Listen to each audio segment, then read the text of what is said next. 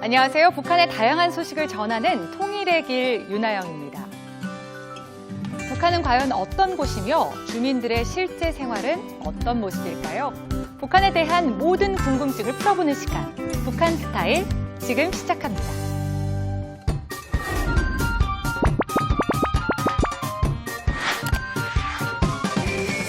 북한에도 지하철이 있다는 사실 한 번쯤은 들어보셨을 텐데요. 지하철 외에도 무궤도 전차, 서비차 모두 북한의 교통수단이라고 합니다. 북한의 교통수단에는 어떤 것들이 있고 또 교통 사정은 어떨지 오늘 북한 스타일에서 알아봅니다. 네, 오늘 북한 스타일에선 북한의 교통에 대해서 얘기 나눠보겠습니다. 함께해 주실 두 분이죠. 망명 북한 작가센터 김주성 이사님, 또 북한 간호장교 출신의 최수양 씨입니다. 안녕하세요. 네, 안녕하세요. 반갑습니다.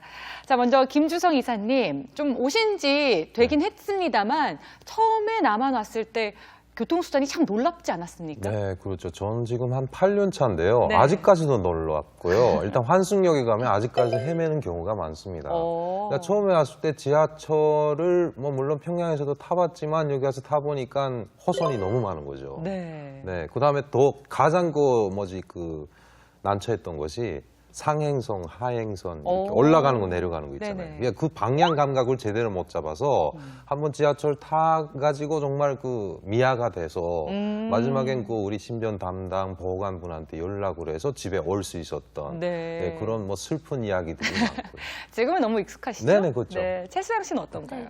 저는 남한에 온 지 지금 1년 차 되고 있는데요. 네. 처음에 와서 언제 얼마 안 돼서 전철을 타러 출근길이죠. 아침에 출근길에 전철을 타러 나가는데 사람이 너무 많아서 그게 깜짝 놀랐습니다. 출퇴근길에 하필 네. 딱 지하철을 타셨구나. 네.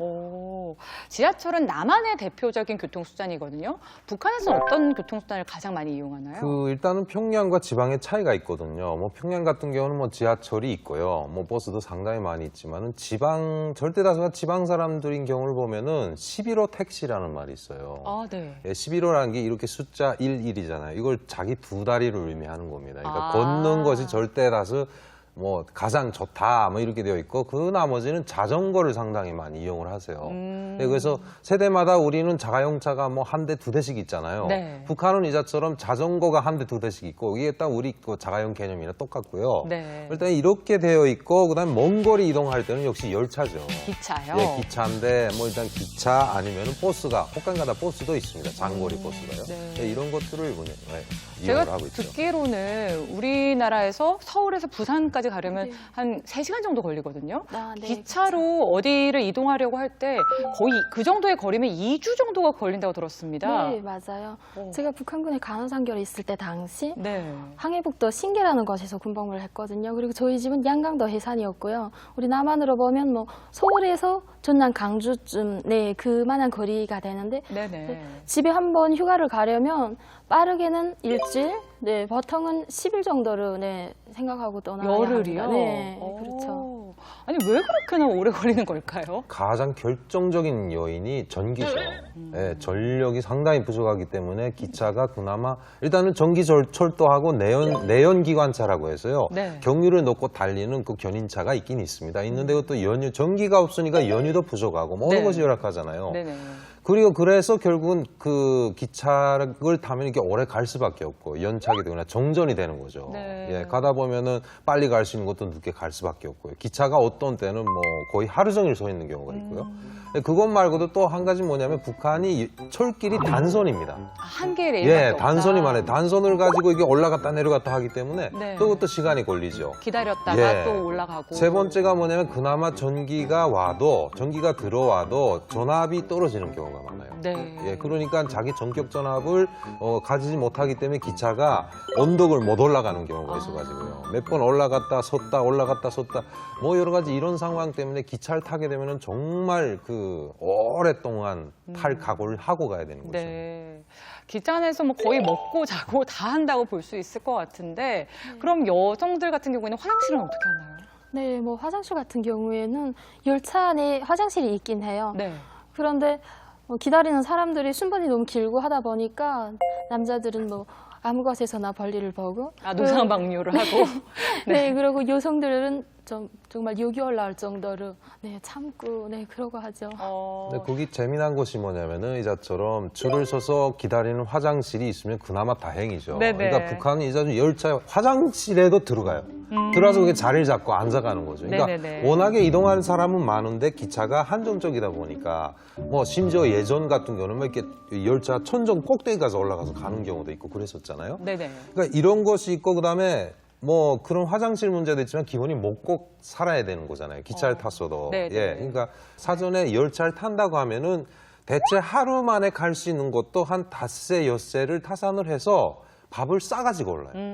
예, 그러니까 뭐 여름철 같은 밥이 실 수 있잖아요. 네. 그러니까 거기다 인위적으로 이렇게 식초 같은 걸 뿌려서 예, 초밥 형태로 해서 밥이 쉬지 않게끔 해서 중간중간에 음식 판매하는 사람들은 없나요? 가다 보면은 역에 그나마 서게 되면 역에 그 다음에 그 장사꾼들이 나와서 이렇게 예, 작은 그런 시장 같은 걸 형성해 놓고 네. 그다음에 열차가 들어오면은 이거 사 거기 차문톡에 가서 예, 뭐 여러 가지 음식을 팔기도 하고 네. 그렇죠. 저같이 좀 편리함에 익숙한 남한 사람들은 북한 가서 기차 못 탈 것 같아요. 네. 시간도 오래 걸리고 정말 불편할 것 같은데 아까 기차 말고도 버스 이용 많이들 한다고 얘기하셨잖아요. 네, 그렇죠. 버스 같은 경우에는 좀 사정이 나은 편인가요? 네, 그래서 일단은 2000년 이후에 북한의 이게 장거리 버스들이 예전에도 버스가 있긴 있었는데 역시 연휴 사정 때문에 제대로 못 뛰었다가 네. 2000년 이후에 그 장거리 버스들이 많이 출연을 하기 시작하게 되는 거죠. 그래서 버스는 일단 있긴 있는데요. 열차보다는 빨리 갈 수 있지만 상대적으로 가격이 비싼 거죠. 얼마나 되는 네, 거예요? 그래서 제가 2008년도 당시 보게 되면은 뭐 거의 최장거리라고 말할 수 있는 평양 청진. 네. 예, 우리로 말하면은 뭐 어느 정도 될까? 뭐 부산, 서울 정도 되겠나요? 뭐 그 정도 거리인데도 그것도 당시에 버스 값이 15,000원, 2만 원 정도 했거든요. 예, 북한 돈으로 15,000원, 2만 원인데요. 네. 당시에 생활비로 치면은 노동자 평균 월 생활비가 2,000원부터 2,500원 정도 했어요. 와, 거의 7개월치 생활비네요. 그렇죠, 그렇죠. 거의 뭐 1년치라고 보셔도 과언이 아닌데, 네. 그러니까 그런 걸 탈 수 있는 사람은 한정되어 있는 거죠. 장사를 하시는 분이라거나 아니면은 뭐 기득권이나 뭐 특권층 같은 부유층, 네, 경우만. 특권층들이 잘 사는 집 자식들이 타는 거죠. 네, 제가 북한에 있을 때 당시 2014년 기준으로 봤을 때 네. 기차는 회산에서 평양 거리를 5,000원 정도였고요. 그리고 또 버스 같은 경우에는 25만 원. 어떻게 가격이 생활비로 올랐어요. 비교할 수가 없을 정도로 네, 그렇게 상당히 올랐죠. 네. 네. 그러면 비싼 만큼 편리하긴 한 건가요? 또 편리한 것만은 아닙니다. 네. 왜냐하면 우리 남한에서는 버스에 몇 명이 타든 상관없이 시간이 되면 제 시간에 버스가 출발하잖아요. 그런데 네. 북한에서는 버스에 승객이 만승할 때까지 기다려서 네, 출발을 하는데 근데 운이 정말 나쁜 날에는 하루 종일 기다려도 네, 바쁠 정도로 그렇게 네. 북한에서는 아무래도 연료의 압박 때문에 기차나 버스나 좀 불편하긴 마찬가지인 상황 같은데 그러면 주민들이 이렇게나 불편을 겪고 있는데 왜 교통수단을 더 개발하지 않는 건가요? 우선은 가장 큰 문제가 경제난입니다. 개발하고 싶어도 네, 돈이 없어서 개발을 못하는 거죠. 그런데 최근에 이제 김정은이가 기차의 중요성을 강조하면서 기차 전기 공급이 좀 늘었고 네. 그리고 또 기차 시설을 또 좀 다시 새롭게 공사해가지고 예전에는 기차 그 창문 있잖아요. 창이 뭐 비늘 방막이나 그리고 또 나무 판자로 칸막이가 이렇게 되어 있었었는데 유리창이 없었군요. 네, 그랬었죠. 그런데 최근에는 거의 유리창으로 네, 좀 개조됐습니다. 나름 좀 발전을 했다 이런 얘기시네요. 네, 조금은. 네. 전 사실 북한이 지역 간의 이동이 자유롭지 못하고 좀 여행의 자유가 없어서 이렇게 개발을 안 하는 건가 싶었거든요. 막 그런 면도 있긴 있지만요. 일단은 뭐 결정적으로 돈이 없는 거죠. 그리고 북한이란 사회가 일단은 뭐 의식주라고 해서 초보적으로 이렇게 해결해야 될 문제도 아직 해결이 안 돼 있는 상황이잖아요. 네. 그러니까 최근에 보면은 먼저 시장화가 상당히 많이 활성화되다 보니까 이 유통 부문이라든가 상당히 발전이 돼가지고 이동을 많이 필요로 합니다. 네. 예, 그럼에도 불구하고 국가가 거기다가 예산을 투입을 못하는 상황이고요. 이거 이동의 자유 같은 것도 아직까지도 여행증명서, 출장증명서라는 두 개 증명서 국가에서 발급을 해주고 있거든요. 네. 예, 원래 원칙대로라면은 그거를 내가 출장을 가겠다, 사사 여행을 가겠다 할 때는 직장에다 신청서를 내서 보안기관이라고 하는 경찰기관에서 그걸 발급을 해줘서 그걸 서질해서 가야 예, 뭐 단속도 안 걸리고 검열에도 안 걸리는 거죠. 네네. 근데 최근에는 워낙에 그 시스템 자체가 그런 시스템은 살아있지만은 뭐 복잡한 거죠. 그래서 이동은 빨리 해야 되겠고. 그러니까 웬만한 검문, 검색, 초소 같은 거는 만약에 버스를 탔다면은 그 버스 차장이나 운전기사가 네. 이 손님들한테서 돈을 받아요. 예를 들어 버스를 타고 가다가 일단은 초소가 앞에 보이면 네. 버스 차를 세워놓고 자 여기 여행 중면서 출장 중면서 없는 사람 손 드세요. 그러면 손을 들어요. 네네. 그럼 당신들은 요금 외에 운임 외에 추가로 얼마씩 내세요. 그러면 돈을 내요. 그러면 버스 기사하고 차장이 그 검문 검색 초소에 가서 알아서 다 프리패스로 통과하게끔 해주거든요. 와. 그러니까 국가에서 발행하는 통제를 위해서 규제를 위해서 만들어진 출장 증명서, 여행 증명서가 이제는 필요 없게 된 거죠. 네. 구간도 조금씩이긴 하지만 한 단계 한 단계씩 변화는 하고 있네요. 그렇죠, 그렇죠. 네. 하지만 북한에만 있는 특별한 교통수단도 있다고 들었습니다. 네, 일단 일명 그 서비차라고 하는 그런 서비차요? 차가 있는데요. 네.